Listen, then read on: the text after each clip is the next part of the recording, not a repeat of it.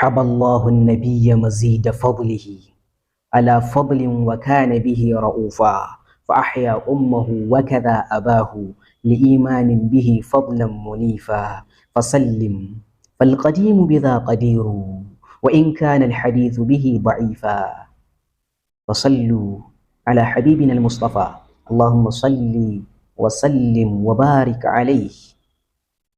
wannan yana cewa haballahu nabiyya mazida fadli, Allah ubangiji ya tattara ya bawa annabi Muhammad sallallahu alaihi wasallam falala ƙari kullun cikin ƙari ala fadlin falala akan falala falala akan falala wa kana bihi raufa.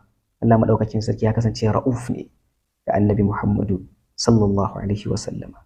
Fa ahya ummuhu, ya rayar da mahaifiyansa, wa kaza abahu, hakanan kuma mahaifinsa ma ya rayar da shi, ba dan komai ba li imani, domin su yi imani da shi, li imanin bi, domin su yi imani da shi, a fadlan, saboda wannan falala ne wanda Allah madaukakin sarki ya bawa manzon Allah sallallahu alaihi wasallama.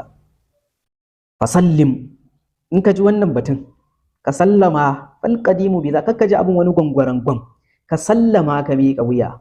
Fal qadimu bi za qadiru, Allah madaukakin sarki mai suna al qadimu, to bi za qadirun, bi za mai iko ne, ba komai bane akan Allah madaukakin sarki yayi haka. Wa in kana al hadithu bihi ba'ifa, kai ko da hadisin da aka samu wannan cewa ba'ifi ne ko mai rauni ne, ba komai bane dai a gurin Allah yayi wa annabi Muhammad sallallahu alaihi wasallam wannan. Allah ubangiji ya kara mana kaunar annabi Muhammadu. Fa sallu ala habibina al-mustafa, Allahumma salli wa sallim wa barik alaihi.